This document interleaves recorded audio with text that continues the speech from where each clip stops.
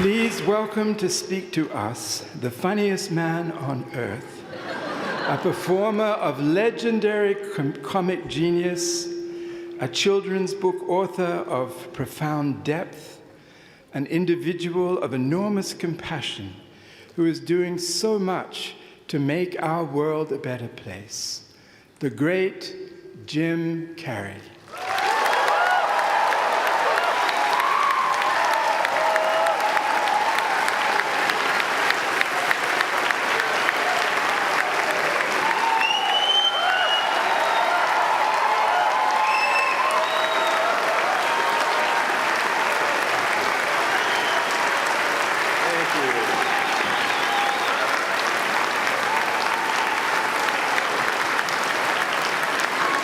What are you sitting down for? I was going to milk that for a while. You guys can stretch that out in post, right? You can make that longer in the edit. Thank you, Bevin. Thank you all. Jai Guru Dev.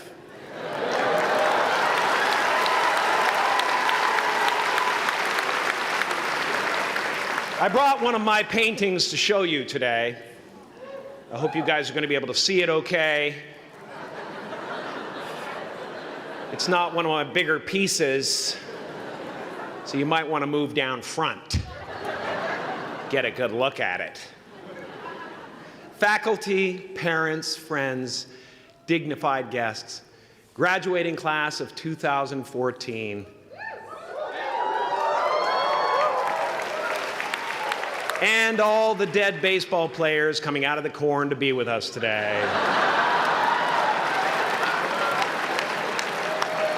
After the harvest, there's no place for them to hide. Fields are empty. There's no cover there. I'm here to plant a seed today, a seed that will inspire you to move forward in life with enthusiastic hearts and a clear sense of wholeness. The question is, will that seed have a chance to take root? Or will I be sued by Monsanto and forced to use their seed?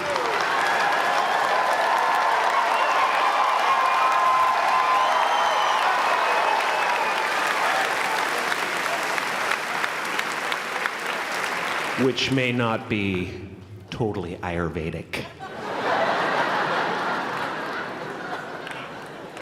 Excuse me if I seem a little bit low energy today, whatever this is. I slept with my head to the north last night. Oh man! Oh man! You know how that is, right, kids? Yeah. Woke up right in the middle of Pitta, couldn't get back to sleep till Vata rolled around. Crazy.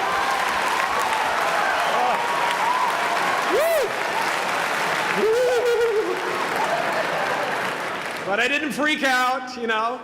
I used that time to eat a large meal. Connect with someone special on Tinder.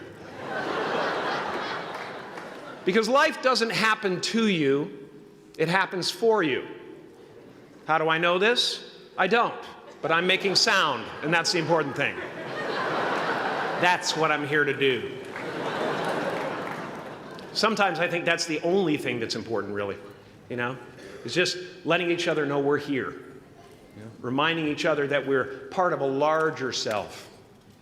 I used to think Jim Carrey is all that I was. Just a flickering light, a dancing shadow, the great nothing masquerading as something you can name. Seeking shelter in caves and foxholes dug out hastily, an archer searching for his target in the mirror, wounded only by my own arrows. Begging to be enslaved, pleading for my chains, blinded by longing and tripping over paradise.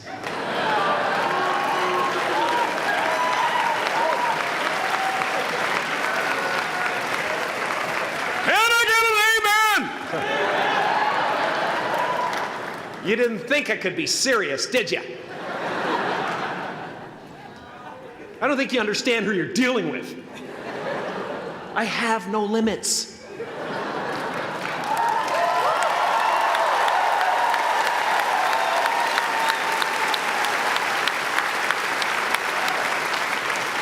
I cannot be contained because I'm the container. You can't contain the container, man. You can't contain the container. I used to believe that who I was ended at the edge of my skin, that I had been given this little vehicle called a body from which to experience creation. And though I couldn't have asked for a sportier model, it was, after all, a loaner and would have to be returned. Then I learned that everything outside the vehicle was part of me too. And now I drive a convertible.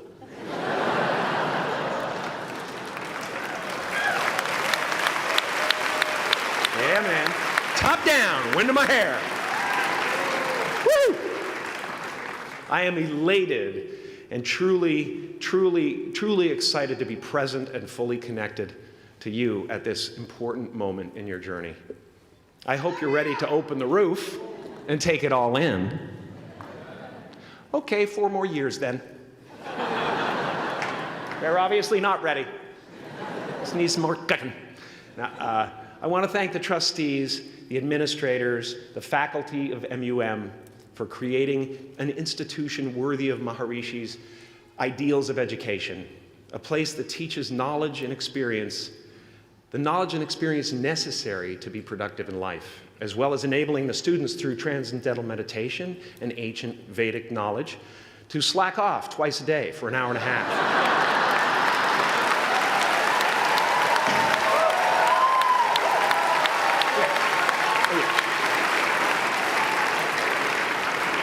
Don't think you're fooling me.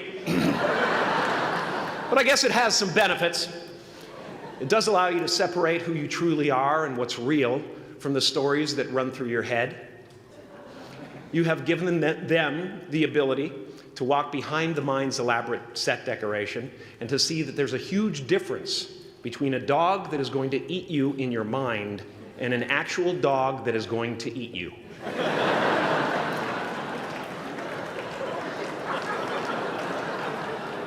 That may sound like no big deal, but many never learn that distinction. And they spend a great deal of their lives living in fight or flight response. I'd like to acknowledge all of you wonderful parents. Way to go. What a fantastic job you've done. For your tireless dedication, your love, your support, most of all, for the attention that you paid to your children. I have a saying, beware the unloved, because they will eventually hurt themselves or me. But when I look at this group here, you know, I feel really safe. I do. I'm just going to say it. My room is not locked. My room is not locked. No doubt some of you will turn out to be crooks. But white-collar stuff, you know, Wall Street, that type of thing, you know, crimes committed by people with self-esteem. Stuff parents can still be proud of in a weird way. And to the graduating class of 2017, -3. You didn't let me finish. Congratulations. Yes, give yourself a round of applause, please. Please.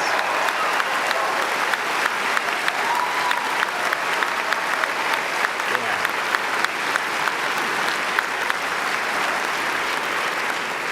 You are the vanguard of knowledge and consciousness, a new wave in a vast ocean of possibilities.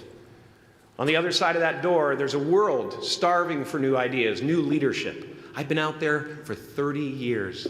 She's a wildcat. Oh, she'll rub up against your leg and purr until you pick her up and start petting her, and then out of nowhere, she'll swat you in the face. It can be rough out there, but that's okay, because there's soft serve ice cream with sprinkles. I guess that's what I'm really trying to say here today. Sometimes it's okay to eat your feelings. My father could have been a great comedian, but he didn't believe that that was possible for him. And so he made a conservative choice. Instead, he got a safe job as an accountant. And when I was 12 years old, he was let go from that safe job. And our family had to do whatever we could to survive. I learned many great lessons from my father, not the least of which was that you can fail at what you don't want. So you might as well take a chance on doing what you love.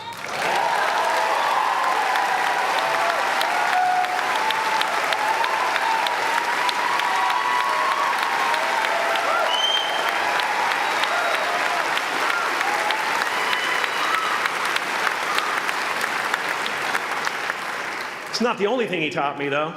You know, I watched the effect of my father's love and humor and how it altered the world around me. And I thought, that's something to do. That's something worth my time. It wasn't long before I started acting up. You know, people would come over to the house and they'd be greeted by a 7-year-old throwing himself down a large flight of stairs. They would say, "What happened?" And I would say, "I don't know. Let's check the replay." I'd go back to the top of the stairs and come back down in slow motion.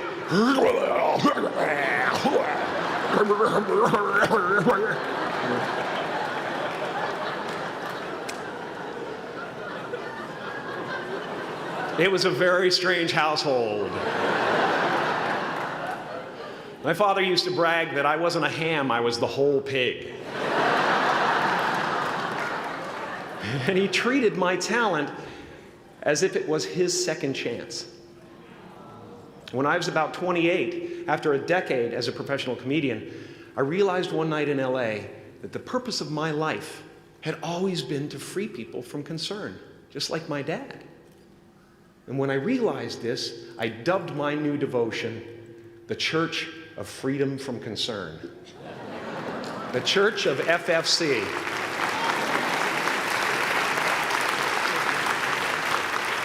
And I dedicated myself to that ministry. What's yours? How will you serve the world? What do they need that your talent can provide? That's all you have to figure out. As someone who's done what you're about to go and do, I can tell you from experience, the effect you have on others is the most valuable currency there is.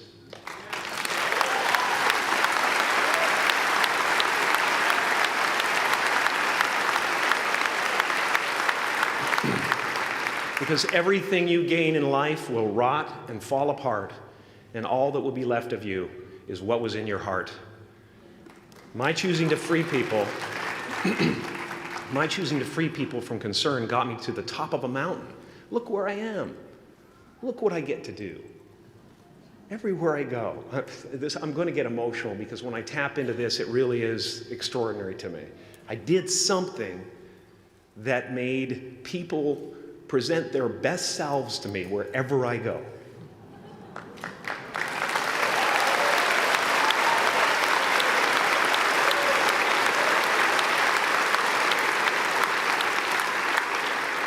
I am at the top of the mountain, and I was, and the only one I hadn't freed was myself, and that's when my search for identity deepened. I wondered who I'd be without my fame. Who would I be if I said things that people didn't want to hear? Or if I defied their expectations of me? What if I showed up to the party without my Mardi Gras mask and refused to flash my breasts for a handful of beads? I'll give you a moment to wipe that image out of your mind. But you guys are so ahead of the game. You already know who you are. And that peace that we're after lies somewhere beyond personality, beyond the perception of others, beyond invention and disguise, even beyond effort itself. You can join the game, fight the wars, play with form all you want, but to find real peace, you have to let the armor go. Your need for acceptance can make you invisible in this world. Don't let anything stand in the way of the light that shines through this form. Risk being seen in all of your glory.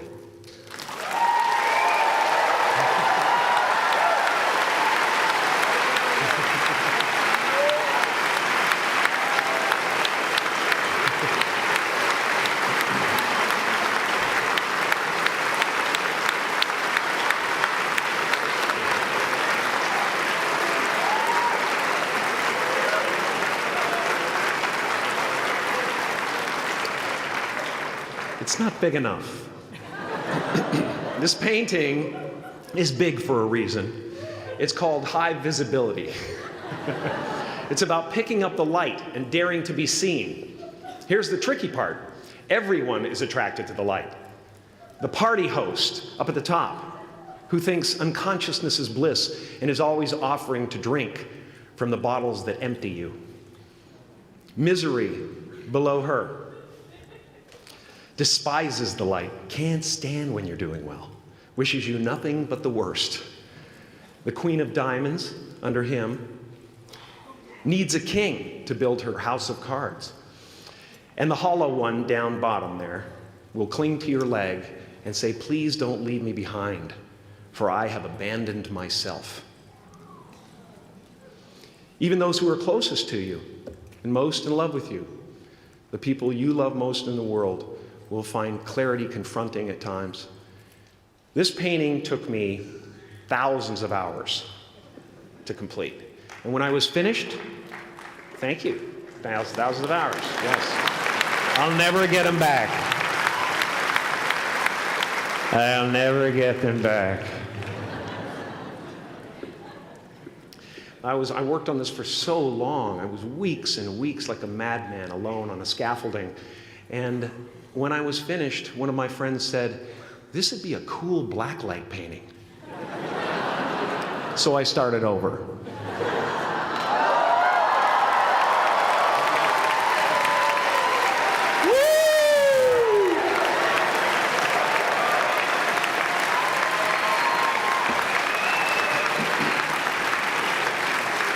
Welcome to Burning Man. Some pretty crazy characters up there, but better up there than in here. You know, painting is one of the ways, thank you. Painting is one of the ways I free myself from concern, a way to stop the world through total mental, spiritual, and physical involvement. But even with that comes a feeling of divine dissatisfaction, because ultimately, we're not the avatars we create. We're not the pictures on the film stock. We are the light that shines through. All else is just smoke and mirrors, distracting, but not truly compelling. I've often said that I wished people could realize all their dreams and wealth and fame, and so that they could see that it's not where you're going to find your sense of completion. Like many of you, I was concerned about going out into the world and doing something bigger than myself, until someone smarter than myself made me realize that there is nothing bigger than myself.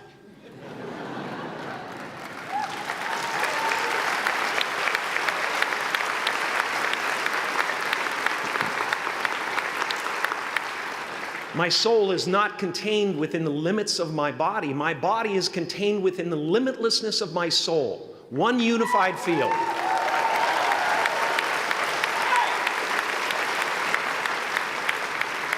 One unified field of nothing, dancing for no particular reason, except maybe to comfort and entertain itself.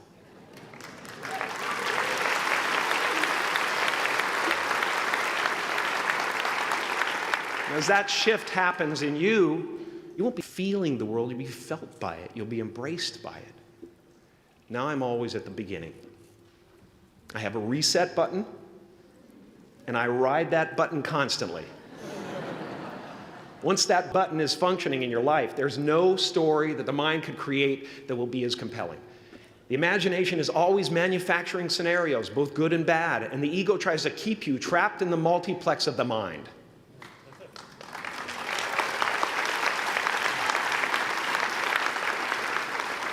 Our eyes are not viewers, they're also projectors that are running a second story over the picture that we see in front of us all the time.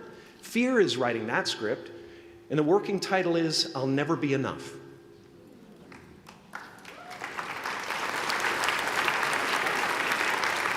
Now you're going to look at a person like me and say, how could we ever hope to reach those kind of heights, Jim? How can we make a painting that's too big for our home? How do you fly so high without a special breathing apparatus? This is the voice of the ego. And if you listen to it, there will always be someone who's doing better than you. No matter what you gain, ego will not let you rest. It will tell you that you cannot stop until you've left an indelible mark on the earth, until you've achieved immortality. How tricky is this ego that it would tempt us with the promise of something we already possess?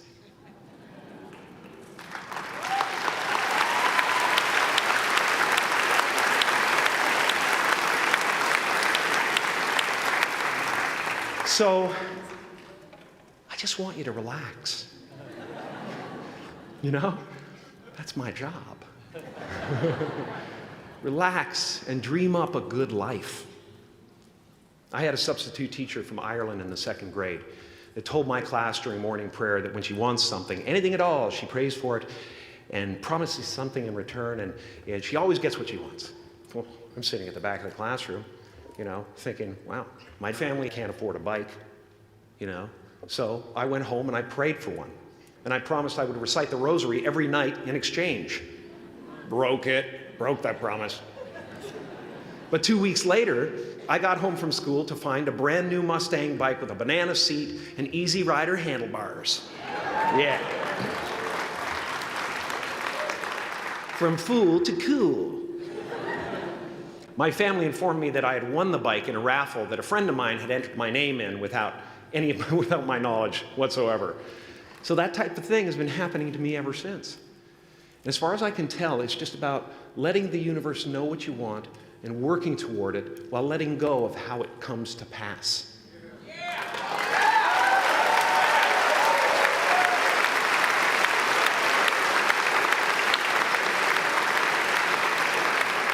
Your job is not to figure out how it's going to happen for you, but to open the door in your head. And when the door opens in real life, just walk through it.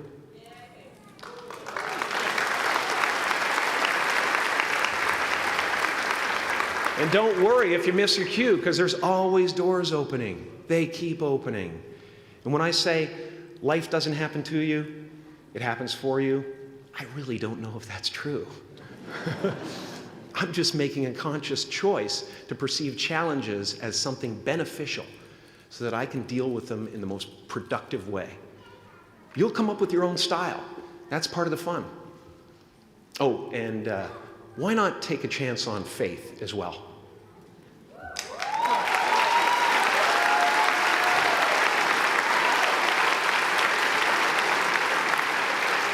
Take a chance on faith. Not religion, but faith.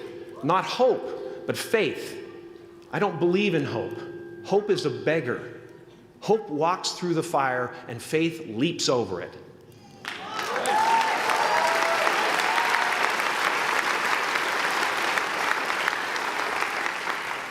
You are ready and able to do beautiful things in this world. And after you walk through those doors today, you will only ever have two choices: love or fear. Choose love, and don't ever let fear turn you against your playful heart. Thank you so much. Thank you, Udell. I'm so honored. Thank you.